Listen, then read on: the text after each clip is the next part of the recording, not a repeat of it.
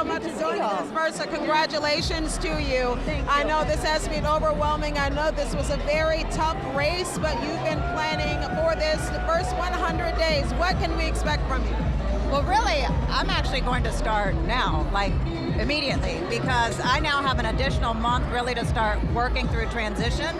And then remember, I'm currently on the city council where I'll be working through the budget now with this current council to start shaping things really the way that I may want them to look when I take office in January. But really within my first 100 days, what you'll see from my administration is zeroing in, focusing in on our city services, making sure that we finally get a street maintenance program going, our street lights stay on, our traffic lights, and also, of course, really revamping our very troubled city departments like safety and permits.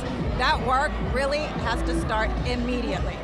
There was a lot of, you talked about how you want to be a mayor for all people, even those who did not support you or did not vote for you. You got big cheers when talking about some neighborhoods that you'd like to see some reinvestment in. How much work is that going to take to earn the trust of those who maybe didn't support you or where you might see big challenges? And ultimately, I hope that my work that I put forth as mayor ultimately will say, you know what, maybe I was wrong about Helena, but ultimately I'm mayor for the entire city now, for all people here, whether they supported me or not. And I plan on, working nonstop for anyone, whether they supported me or they didn't. Well, you talked about the budget, obviously still sitting on the city council. This budget is going to tee up for you when you take over with mayorship. Anything on this budget that is concerning to you currently with city council? I mean, first and foremost, we really need to understand, as I've said before, what is our real budget shortfall. And that's why I brought in the state legislative auditor, Mike Wagasback, to come in and give us that third-party look to see where we're really at. And then once we have that real assessment, we can all work collaboratively to try to deal with that issue. But one of the concerns that I have with the budget is that we outsource so much. A lot of contractor, consultant work, things that we could be doing in-house. So how can we start reshaping the budget that way? And also, I'll probably be, I know actually I will be reorganizing the government, the city government a little bit differently than what this mayor has done, and I think that'll create some... How do you plan to do so? So, for example, I think that there are some city departments that, for example, are not the main priorities for the people of this city, that potentially we could ensure that economic development is boosted and DPW is boosted, but then maybe some others that haven't been producing the results that we need, maybe those we scale back a little bit. So really, my priorities in my administration are going to be the people's priorities. Their top priorities is what I need to reshape kind of our budget and city government around. My last question for you is that you are sworn in 3 months from tomorrow.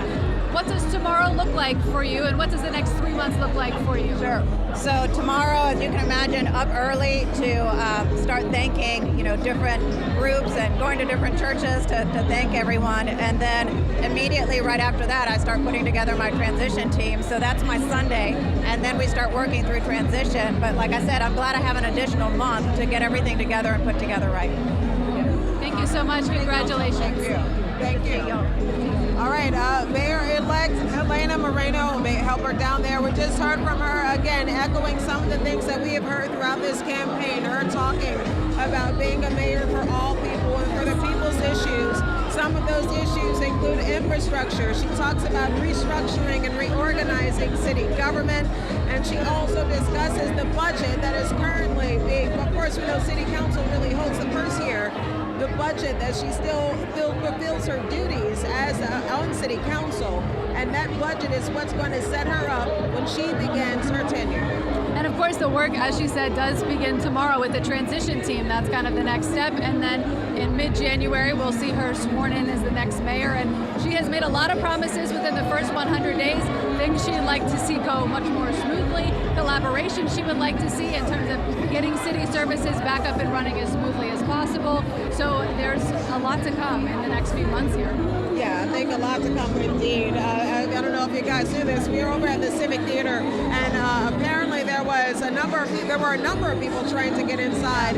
This was a very big mayoral campaign. She said she had over 2,000 volunteers that were here. We've seen things on social media. The very first mayoral candidate to have a commercial on television. So she ran this campaign in a very big way and got some very big results out of it. Paid off for her, for sure. All right. for us for now from the Civic Theater. We'll send it back to us.